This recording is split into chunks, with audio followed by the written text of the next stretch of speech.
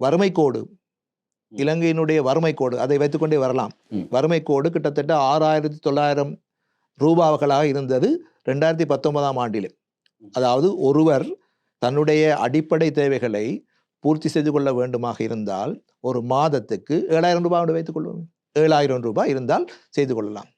அது 2023ஆம் ஆகின்ற போது 17,000 ரூபாவாக அதிகரித்தது.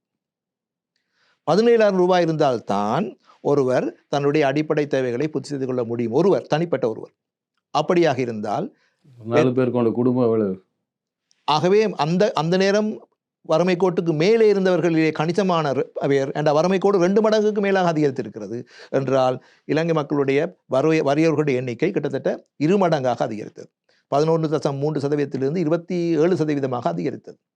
இப்போது செப்டம்பர் மாதத்திலே வந்த புள்ளிவிவரங்களின்படி 16,410 ரூபாய் என்பது இப்போ சொல்லப்பட்டிருக்கிறது. சற்று குறைந்திருந்தாலும் கூட இந்த 16,000 ரூபாவும் 16,000 ரூபாய் என்பது 7,000 ரூபாய் என்பதை விட 2 மடங்கு அதிகம்.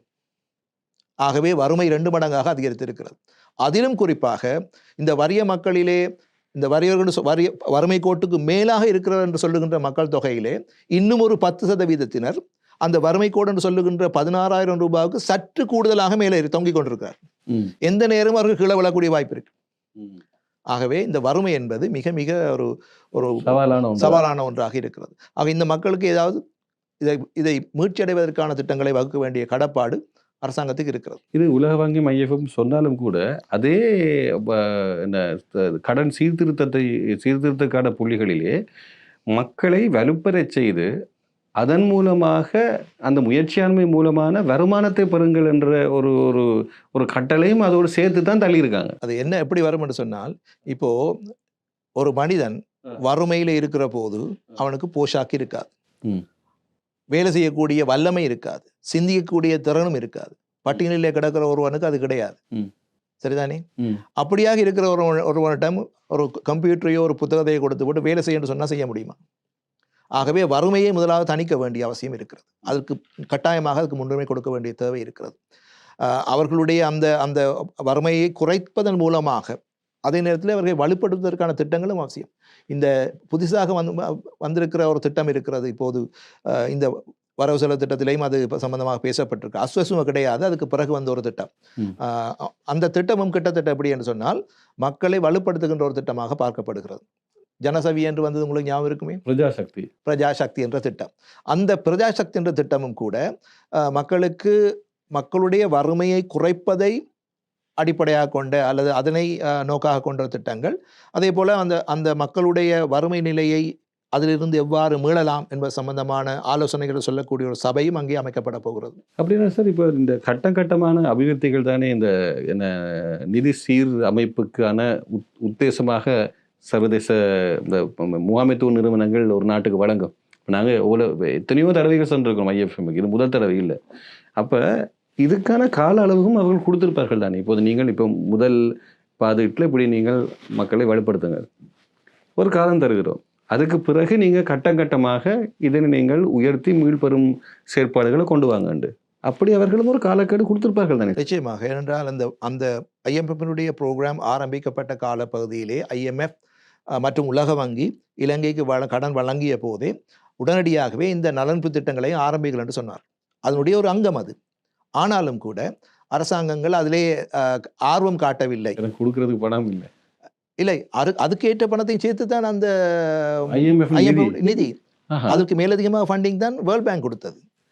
அதை வைத்துக் கொண்டுதான் அஸ்வசுமையை தொடங்கினார். அஸ்வசுமை தொடங்குவதற்கு ஏற்பட்ட காலதாமதத்தை பாருங்கள், இவ்வளவு நாள் போயிருக்கிறது. ஆகவே இந்த ஐஎம்எஃப் போன்ற நிறுவனங்கள் அவர்களுடைய நிகழ்ச்சி திட்டம் காரணமாக வறுமை அதிகரிக்கும் என்பது அவர்களுக்கு தெரியும்.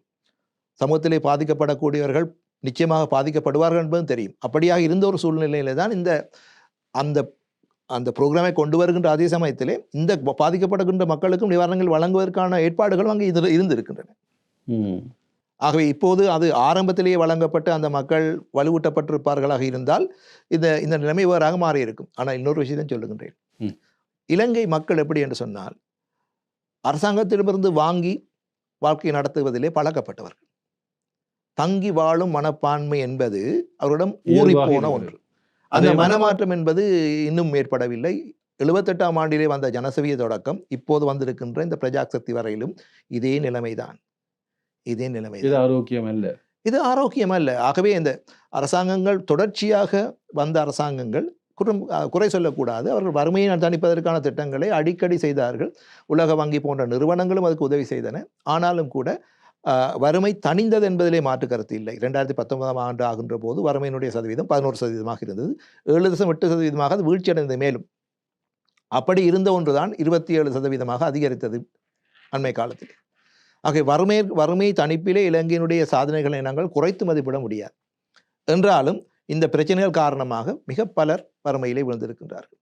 அதிலும் குறிப்பாக நீங்கள் பார்க்கலாம், இந்த உணவு சார்ந்த தேவையினை பூர்த்தி செய்து கொள்ள முடியாத தரப்பினர் தான் இதை மிக மோசமாக பாதிக்கப்படுகிறார்கள். அது அப்படி நீங்கள் சொன்னால் நகரத்தில் வாழக்கூடியவர்கள் வறுமையை முகம் காண்பது அதிகமாக இருக்கிறது என்பதை மறைமுகமாக சொல்லுகிறீர்கள். உணவு தேவையை தங்களால் பூர்த்தி செய்ய முடியாதவர்கள். அது மட்டுமல்ல, அந்த உணவு தேவையை பூர்த்தி செய்ய முடியாதவர்கள் நகர்ப்புறங்களிலே வாழுகின்ற குறைந்த வருமானம் பெறுவர்கள் மாத்திரமல்ல, நடுத்தர அரச உத்தியோகர்களும் கூடத்தான். சரியாக சொன்னீர்கள். ஏனென்றால் அவர்களால் அந்த கூலி, பிள்ளைகளுடைய கல்வி, ஏனைய செலவுகள் போன்றவற்றை செய்து கொண்டு இந்த அவர்கள் முன்னர் உணவுக்காக செலவு செய்த அதே தொகையினை அவர்களால் செலவு செய்ய முடியாது. சராசரியாக 2 ஆசிரியர்கள், அதாவது கணவனும் மனைவி ஆசிரியராக இருந்தால் 2 குழந்தைகள் வீட்டில் இருந்தால் நகரத்தில் வாழ்றது என்பது அந்த அரச சம்பளத்தோட சாத்தியமே இல்லை. அதைத்தான் சொல்லுகின்றேன். ஆகவே அந்த வல்னரபிள் குரூப் என்று சொல்லி யாரை சொல்லுகிறார் என்று சொன்னால் இந்த வருமானம் குறைந்தவர்கள் மட்டும்தான் சொல்லுகின்றார்கள். வசதியாக இந்த அரசு ஊழியர்கள் மற்றும் தனியார் துறை ஊழியர்கள் இந்த குறைந்த சம்பளம் என்று சொல்லுகின்ற சம்பளத்துக்கு விட சற்று கூடுதலான சம்பளம் பெறுவார்கள். எல்லா செலவுகளையும் தங்களுடைய சம்பள பணத்திலிருந்து செய்ய வேண்டிய நிலைமையில் இருப்பவர்கள் மிக மோசமாக பாதிக்கப்பட்டிருக்கிறார்கள். ஆகவே அவர்கள் வினயமாக வேறு வேலைகள் செய்ய வேண்டிய நிலைக்கு தள்ளப்பட்டு கொண்டும் இருக்கிறார்கள் என்பதை நாங்கள் சொல்லித்தான் வேண்டும். ஒரு வேலையை தவிர இன்னொரு வேலையும் கட்டாயம் செய்ய வேண்டிய ஒரு சூழல் இருக்கிறது. இல்லாவிட்டால் வெளிநாடுகளை நோக்கி நகர வேண்டிய கட்டாயம் இருக்கிறது.